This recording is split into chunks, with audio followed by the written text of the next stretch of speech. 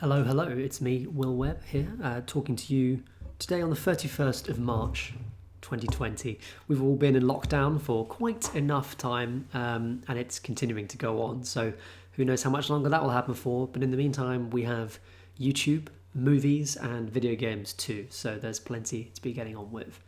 I'm Will Webb, I'm your host for the evening, as you might know, having tuned into the YouTube channel that I run and am the exclusive presenter of for years. We've got kind of a loose topic set today. It's kind of, again, to be driven by what the community wants to talk about as well. I'm going to be streaming for about half an hour, 45 minutes, and then I'm going to head off and have my tea. But in the meantime, we've got plenty of stuff to discuss. I'm really interested to talk to you about what you've been watching in lockdown and how you're finding it. If you've been supporting any local cinemas, if there's a way you can do that, and the ways that you've been accessing your film communities in the meantime as well. I'm also conscious that for a lot of us, watching movies can be a sort of form of self-care as well. So I'm interested in finding out what you're watching to look after yourselves. And part of what I want to talk about today is what I've been doing for that as well. As ever, I'll be monitoring the chat the whole way through, and it's really about getting to talk to you and finding out what you're up to more than it is about me telling you what I've been up to. I'll do plenty of that. So I'm looking forward to seeing what you're saying. And also we can talk briefly about the Netflix party that's coming up this weekend that I'm going to be hosting on Saturday, the 4th of April at 8 p.m. UK time, which has just changed. It's now British summertime. And we're going to be watching Cabin in the Woods. So I'm really excited to share that with you.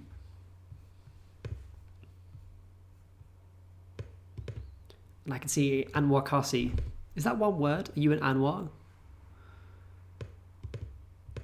Thanks for being in the chat.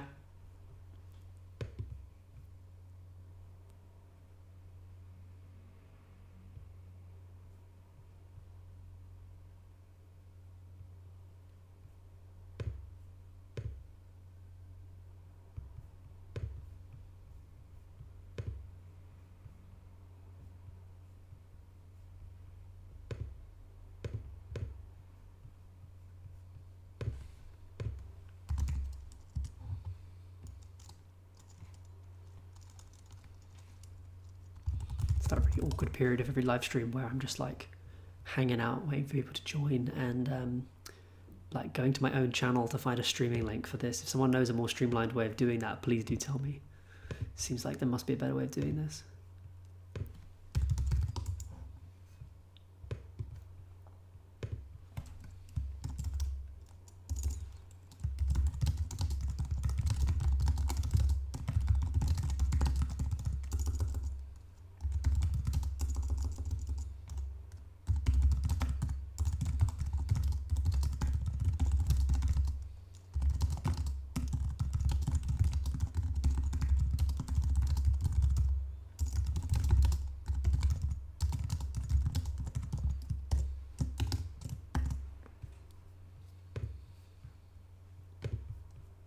There you go. That's the tweet has been sent. The tweet I send for every live stream. I wonder if anyone's noticed the reference that is the thumbnail for this stream as well.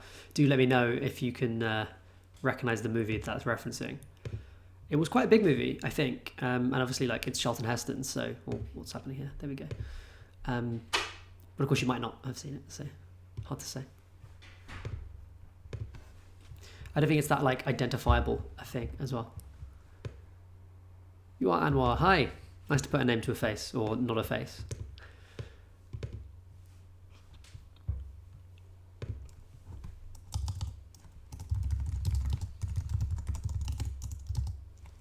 Anwar, what are your films of self-care?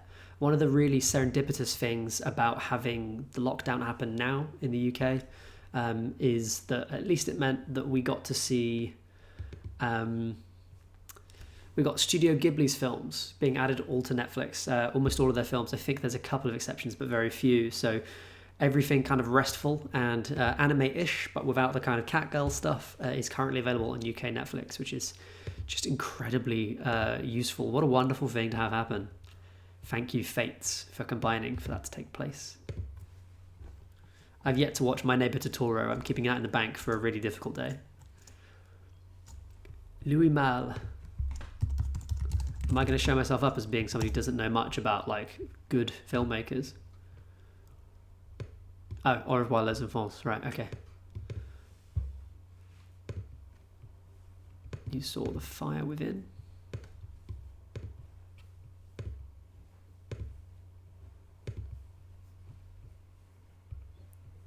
Actually watching older movies. Cool. I watched Rafifi for the first time a while back, which was my kind of like my black and white French movie by Jules Dassin. I only found out recently that he actually didn't go by Jules Dassin, because he was actually born in New York, and the only reason why he was really working in Europe is because he was blacklisted during the McCarthyism period. So I think he was sort of considered himself American, basically.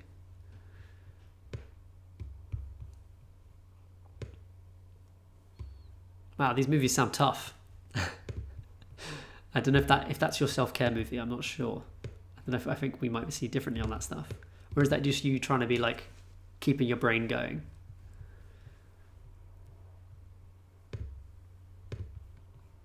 So what I wanted to start off talking about is about streaming, and I'm going to go back massively on something I said in the previous stream that I did, and tell you that I caved and got Disney Plus for myself.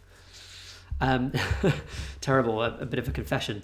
The thing about Disney Plus is that I got it on the free trial, and I've got it for 7 days, and I'm pretty sure I'm not going to be carrying on watching it after the fact. It was just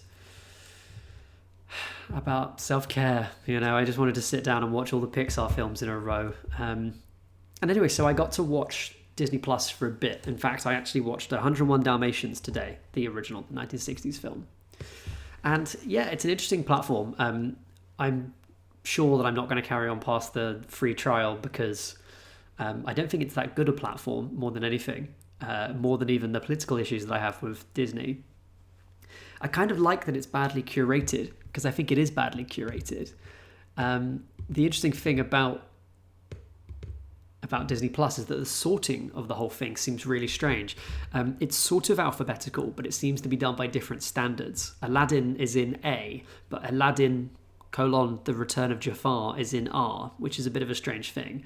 And it also does that thing that Amazon Prime does, which is taking all of the good stuff, the good movies, and kind of mixing it in with the bad movies. Now on Prime, I don't know that there is any algorithm at all, because you can get into the like, not just bad, but like, oh my god, this has been made by like one dude working on a desktop computer for the last 20 years, and all the voice acting is done by just him and his dad.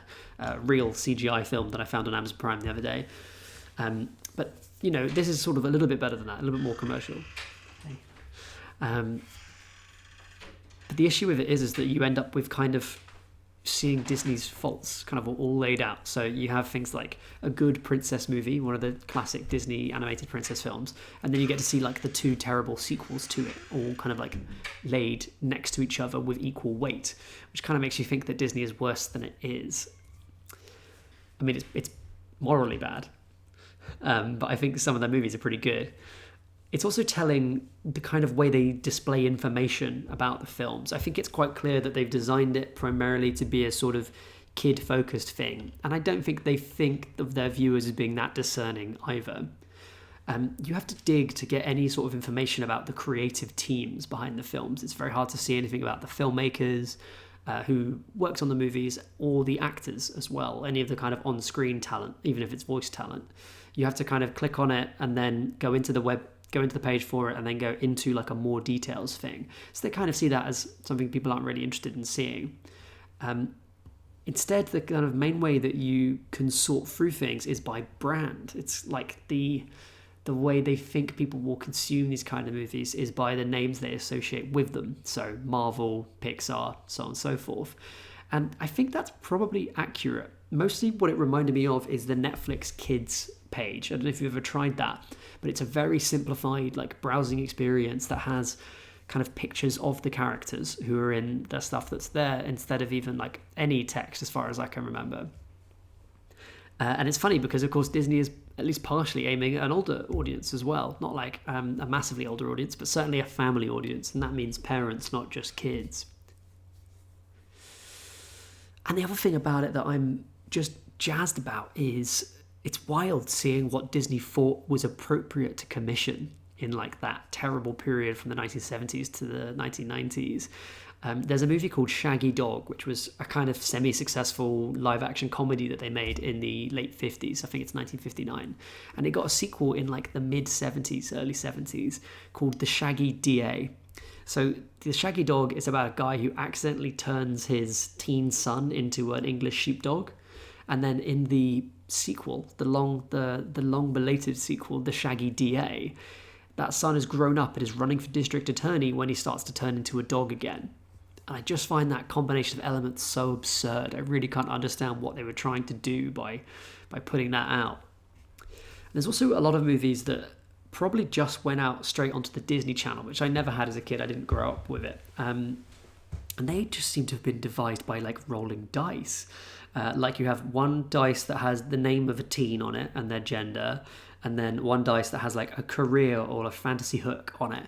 So you end up with stuff like teen surfing lady, teen race car rivals, teen boy mermaid, which is a particularly strange one, a teen boy coming of age mermaid film called The 13th Year, which sounds like a family drama, if anything. So I've enjoyed kind of digging deep on the Disney Plus catalogue and seeing what's in there. There are a couple of surprises. There's like a rom-com with, I think, Sandra Bullock in it that's just bizarre to see in there. And of course they are missing some things which have a kind of 15 rating. I think that's going to be their cutoff. So things like Logan isn't on there, for instance, although we might see that change. I'm not sure. The issue for me as a platform, like if I was looking at getting it, is that as much as I want to sit and watch a Disney film now because I'm in quarantine and I want something really simple that I can just sit down and not really think about and is kind of sweet and reminds me of the easy time of being a child, that's not going to last forever. And I don't really feel like forking out what I fork out for Netflix, which is what, £6 a month, £7 a month, for a platform that mostly carries stuff for children and for adult children, stuff like MCU stuff. There's just very little variety kind of within that, even with all of the strange stuff they've done. At the end of the day, it's a Disney thing, right? So it's never going to be surprising or interesting in the same sense. So don't worry, I haven't lost my art house credentials. I'll definitely not be carrying on with Disney Plus, but it has been an interesting experience looking at it. And in the meantime, while I'm in lockdown, I will enjoy watching some fuzzy talking animal films, and I hope that's okay.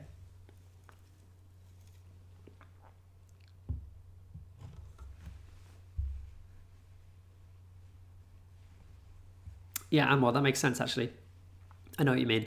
I find myself watching some stuff that has like a grimmer kind of premise to it. It's nice to think about what the kind of hardships that people can have and how they can overcome them, especially at times like these. I've recently been reading Wild Swans, which is a story about intergenerational story about women growing up in China from the 1900s through to the Cultural Revolution. And yeah, it's horrible. It's really sad. And it was kind of valuable to see that like people who've even grown up in those terrible environments are able to kind of grow and for good things eventually to happen to them. Yeah, Pixar and Ghibli films absolutely have to be on there. And the OA, that's interesting. I only watched the first series of the OA. I watched the second series and thought, okay, this is even crazier. I'm not going to try.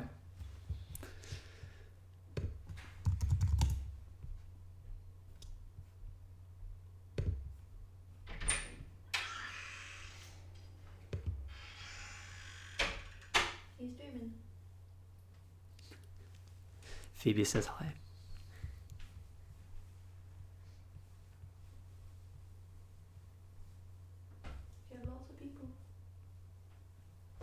No, as usual, I have about 3 people watching currently. I think one of them might be me. Can't see. Phoebe's just going to pop in and say hello. You won't be able to see yourself on there. See me. It's a couple of minutes behind. Do you have a live feed of you?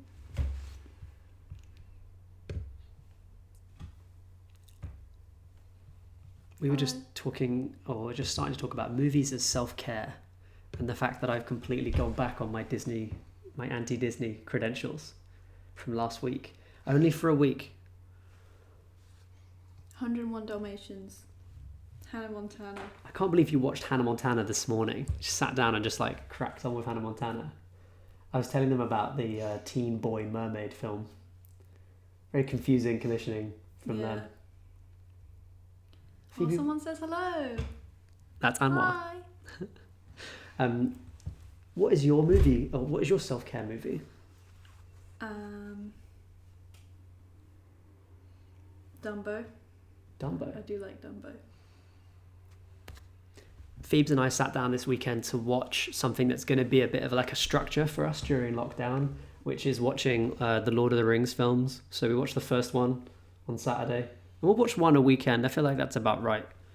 At this rate, we might have to watch the making ofs as well. All the extra content. Yeah. But not The Hobbit. No, miss me with that. Peace. Oh yeah, shit, I've got overlays I can put on. I hope everyone is doing well, remaining indoors. I think so. It hasn't really done anything, has it? It's terrible.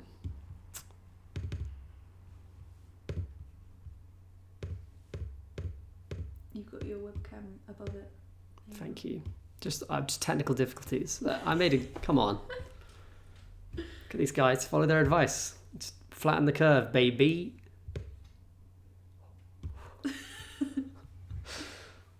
Oh, you gotta love it. You gotta love having stuff like this. It's you gotta laugh, haven't you?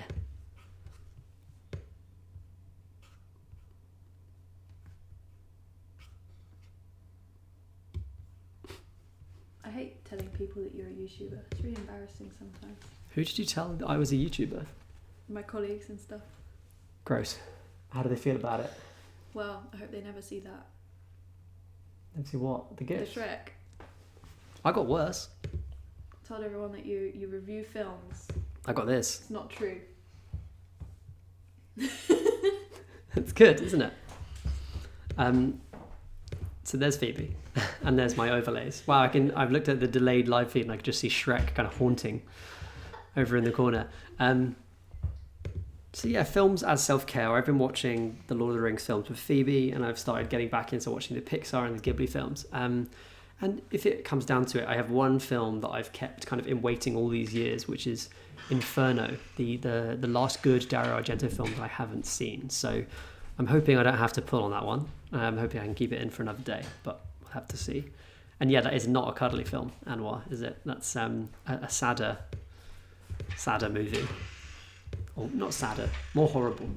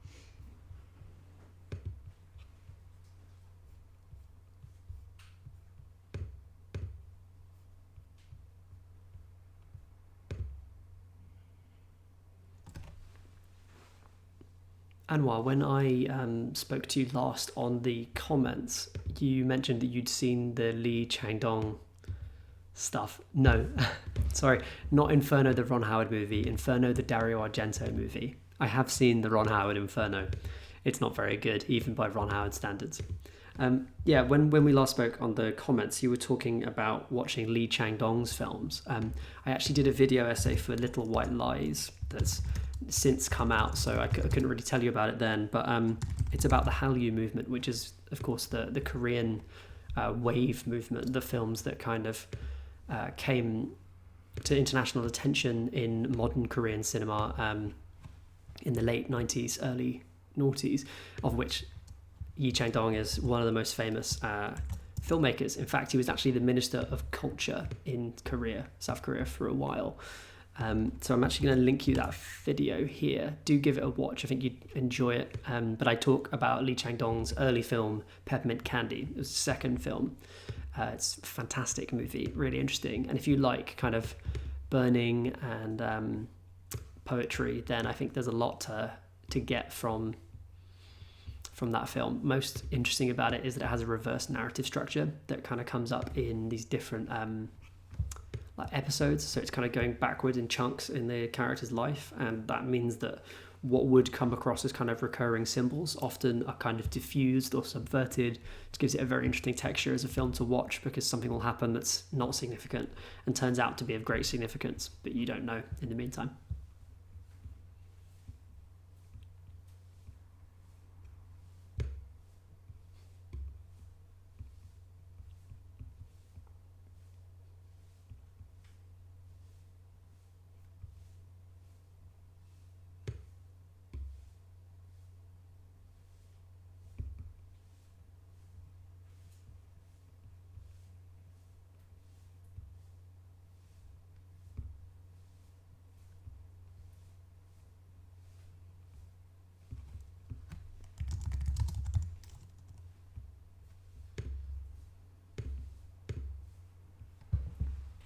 Oh, you've seen the video. That's good.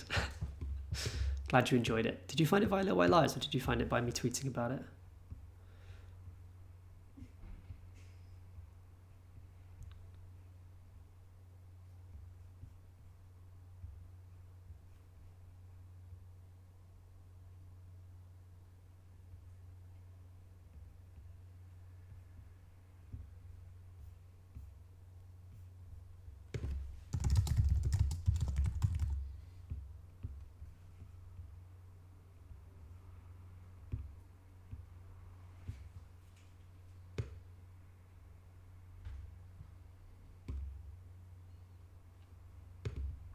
Yeah, for me, the Korean cinema movement, the Hallyu, kind of had a massive impact on me as a young film watcher. It was a big thing when I was like 14, 15. So people, my mates, we would go around their houses, and when their parents weren't there, and basically like hang out and watch the coolest thing that we could get hold of, which back then was these Korean movies, because they were kind of not coming out in mainstream cinemas. They're often a lot more intense than what we could see, certainly what our parents would let us watch. And they didn't have that kind of cheesy feeling that the 80s horror movies had, which now I love, but back then seemed kind of dumb. And in particular, there's like an unbroken run of about 4 or 5 weeks where I went around my mate's house. His mum did dance classes in the evenings, so she would be out for a long period of time reliably on Friday nights. And he also had a projector, so we would go around his and watch a Tartan film. You know, it's a British DVD label, and this guy, it folded in the financial crash, but the guy would basically buy up these big Asian releases quite cheaply for just home video rights in the UK, and basically put them out as DVD releases. So he had Tartan Asia Extreme, and there was a couple of ones where I think it's like Tartan Classics or something. Yeah, and I remember distinctly watching Old Boy for the first time during that period, but I also watched The Chaser, City of Violence, and The Host, memorably during that time too.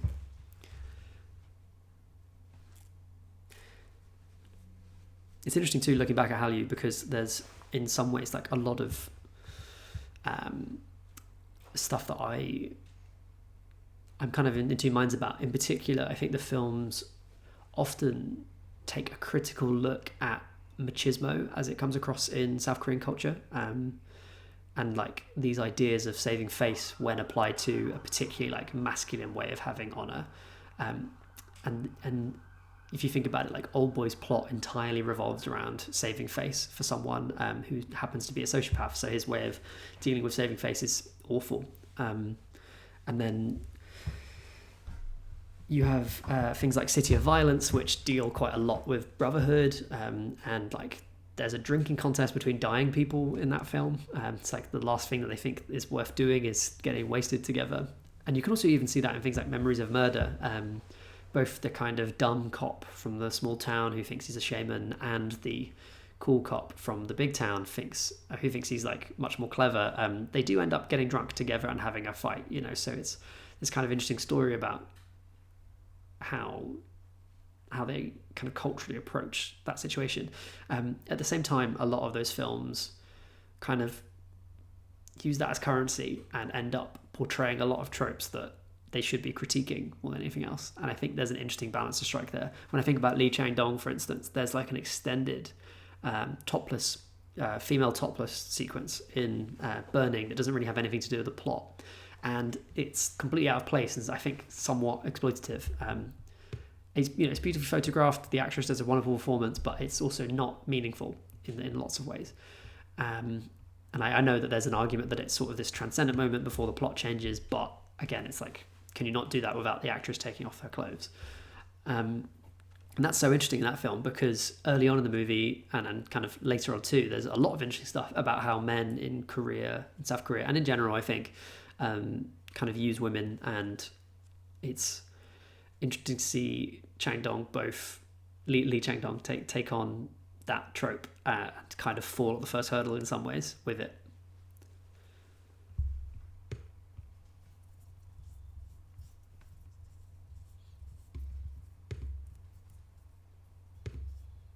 There's actually one interesting Korean movie that I didn't get a chance to talk to in that video.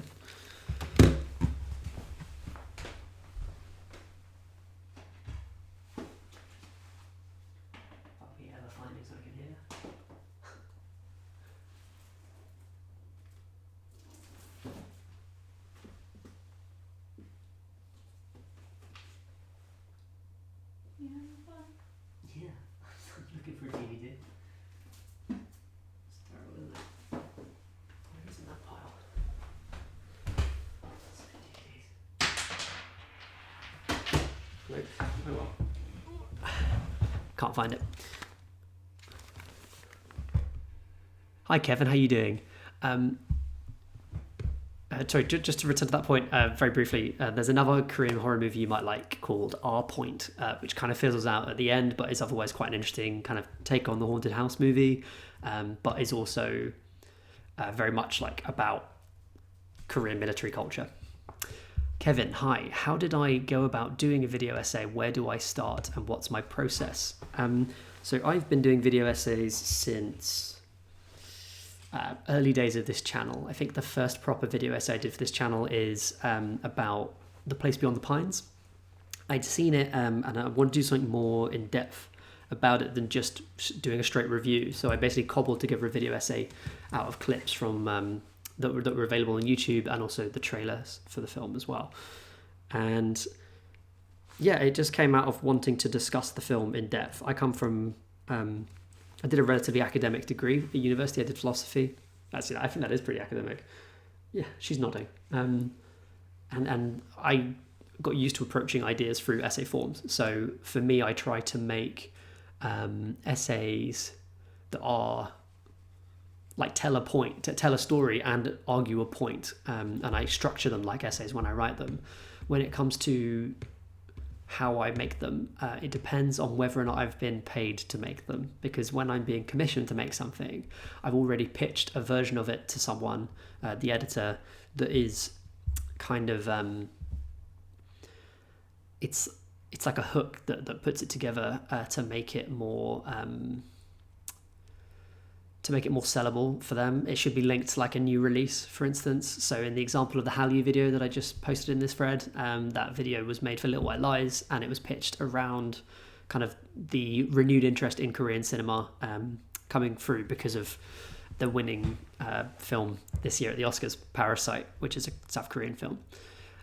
When I'm doing the video essays for myself, I don't have to necessarily justify it that well. So you can see stuff like on my channel, I did a video about Wild Rose almost a year after it came out because I thought the film was really good and I wanted to talk about it, and I don't really care what people think about that. And likewise, I did that for Creepshow, which did have a TV version coming out, but I didn't do it because of that. I was just interested in talking about Creepshow. Where do I start once I have the idea? I'm always coming up with ideas for video essays because there's so much interesting stuff to talk about in films, and most of the time you can think of a way of approaching an essay. Sometimes you can get stuck. I've actually got a really good idea for an essay that I'm supposed to be working on now, but quarantine is making me not very good at working. But sometimes you can get stuck on an idea. However, usually when I get the idea, I'm kind of okay. So what I'll typically do is go and watch the film, and then any related films that are part of the point. All of the stuff I've done for Little White Lies has been videos that take in multiple films, so that requires me sitting down and watching a lot of them. And quite often, because of the focus of those videos, it means finding those films in the first place. That can be quite difficult in and of itself. A lot of them aren't in print in the UK or in general. So that's the first thing. I have to find the films physically, and I source them on physical media because it's a nice way of making sure I'm doing something legal, and keeping a physical copy of it makes it easier to like recapture from if I need to do that. I have a lot of equipment here that's used both in software and hardware to capture videos. Sometimes you can find your limit. I recently did a video about that contains scenes from Okja, which is a Netflix film, and I just could not work out a way to get hold of that footage. And in the end, I used the trailer for it, which is not ideal, but there you go. And then what I will do is basically watch all these films, write down notes as I go, find out things that are in common between the films, or find out examples of something I want to talk about within a film.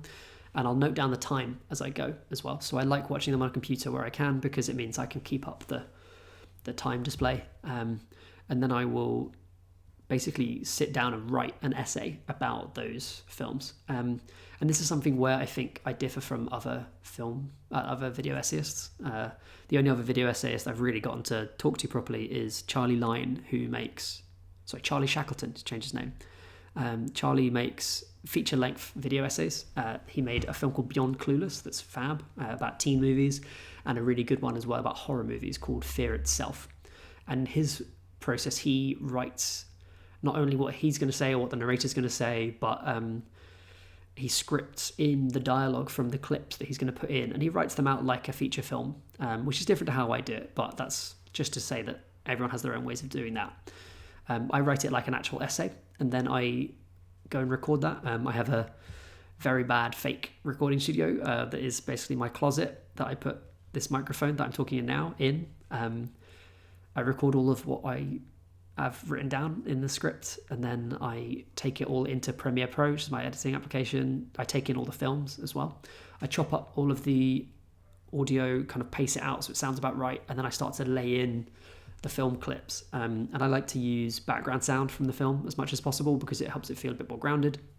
And if you're doing video essays just for yourself, you kind of have a bit more freedom with that, I think. And I've in the past done stuff like add in sounds to bridge gaps from film to film. You can see a really nice example of that in Fear Itself, where Charlie uses rain sound to link a silent film with a film that then actually is from the early noughties but has loads of rain in the sequence, and the film grain that's coming down and the damage on the film looks sort of like rain, so it kind of links them together in a really interesting way. And yeah, that's basically it. I lay in the clips. I try to make sure the clips are as closely related as possible to the point I'm making, not just because I think a video essay should argue for something. It shouldn't just be like interesting to look at, but also because that protects you legally, because that means that you're easily able to say like, this is fair use, this is fair dealing. I've made an attempt just to use footage that's kind of related to my point. So I hope that explains it enough. I know there's some interest in this, and I'm thinking about doing a video about this during this kind of lockdown period.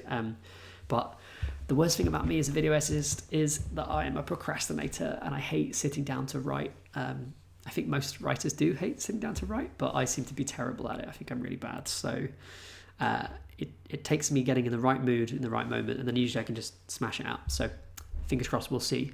If you want to know more about the actual technical stuff about editing and things like that, I don't know if you're familiar with the YouTube channel video. what's it called, Game Maker's Toolkit, but Mark Brown, who runs Game Maker's Toolkit, has just done a video on that channel about how to make a video essay, and it is in depth. Let's put it like that. It's only part 1 and it's already like 20 minutes long, so I'm going to put that in the chat. It's a really good introduction to kind of doing that. And Kevin, I would love to see your video essay work at some point. It'd be interesting to do that. Yeah, do let me know if you're interested in actually seeing a full-length video on this too. I can probably explain it better than that kind of potted explanation just then. And what? I have not seen Bin yet, and I haven't seen Spring, Summer, Fall, Winter, and Spring. Is Spring, Summer, Fall, Winter, and Spring Kim Ki-duk? I avoided his films during the essay, mostly because of the allegations against him. There's kind of Me Too allegations against him.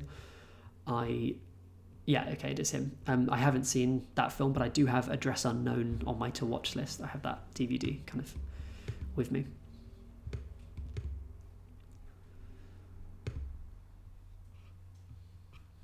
By the way, Mark Brown, if you watch that video, his video essays are like beautifully edited, and watching them, I binge watch them and then did my Creep Show videos, because I was like, wow, I could really do better in terms of making the kind of more historical based videos by paying attention to his work, because he's very good.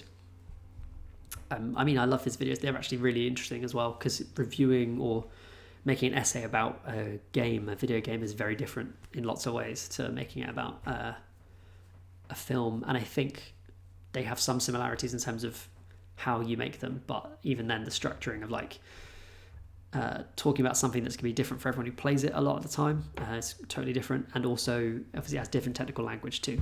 I think it's difficult to capture a game in some ways as well. You basically have to perform it, don't you?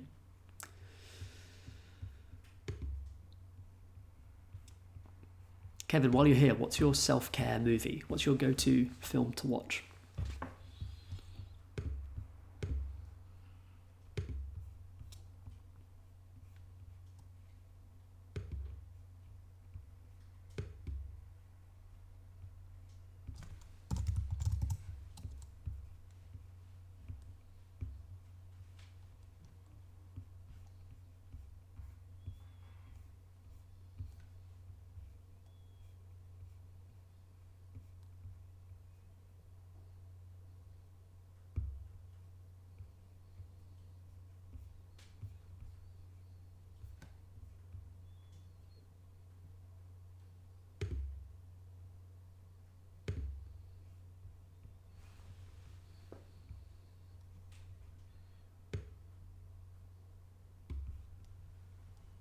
Anna and the Apocalypse. That's the one with the great poster art, isn't it? You know, I've heard a lot about that film, and I feel like they've done a really interesting job of building up word of mouth around it over time. It looks like a lot of fun.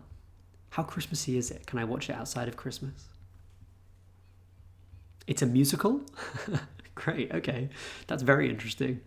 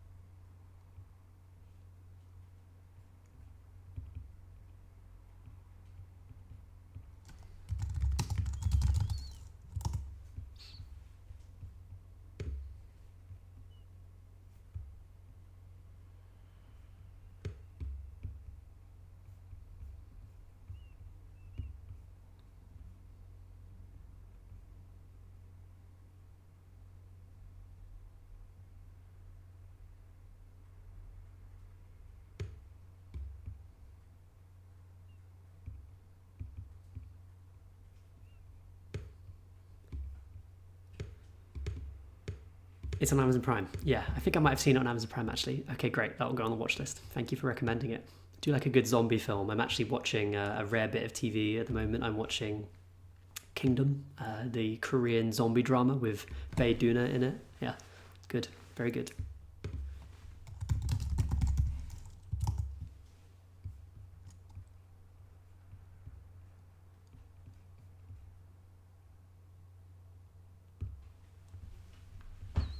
Okay, gang, I'm going to be wrapping up to finish this stream in the next couple of minutes. Thanks so much for joining me, and I hope you hang around and join in with the Netflix party that's going to be coming up on Saturday, the 4th of April. That's this Saturday at 8 p.m. British time, UK time, and we're going to be watching the stone cold cult classic, I think, The Cabin in the Woods, which very narrowly won the poll by viewers of the channel to go and watch it, to pick the film we're going to watch on the Netflix party. There were a lot of people really like pushing for Ronin, which is a great movie, and I hope that we get to watch that at some point. I don't know if it's exactly perfect communal watch territory, because I think people just want to sit down and pay attention to it, which is fine. Maybe we should do a movie club as well, where people can kind of watch the film on their own and come and talk about it afterwards. There's also the other movie that came quite close to winning, which I really want to watch, is Mars Attacks, which I haven't seen in ages, and is one of those strange films where I don't actually love sitting and watching it on my own, but I really enjoy watching it with other people, and I think that would be a nice thing to do. So hopefully we'll get a chance to do that. I'm not sure if I'll be kind of streaming at the same time. For one thing, I'm not sure if my internet will take it, but I also don't know if you want to just sit and watch me watch a film necessarily. So I might just be kind of a text presence in the stream, but I think that'll be okay. And don't forget to install the Netflix Party Chrome extension as well. You will only be able to watch this through Chrome, and you can't Chromecast with it, unfortunately, as far as I'm aware. My mate tried doing it, didn't really work. But yeah, join in with that, and I'll post the link kind of like a fair bit in advance, so everyone gets an option to do it. And the easiest way to make sure you get that link is either to check the community page on Saturday, or follow me on Twitter, and I will tweet out about it in advance as well.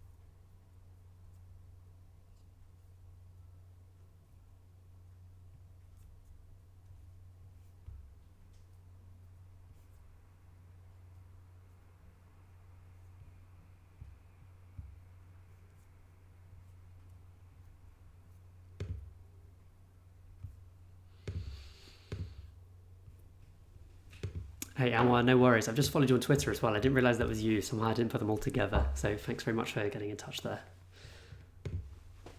That's it from me. Hope you have a good one, and I'll see you next time. So hopefully see you in the chat on Saturday to see The Cabin in the Woods at 8 o'clock. And if not, then I will see you in the comments from the next video, or on my next stream, which will be the same time, this time next week. Have a good one. Bye for now.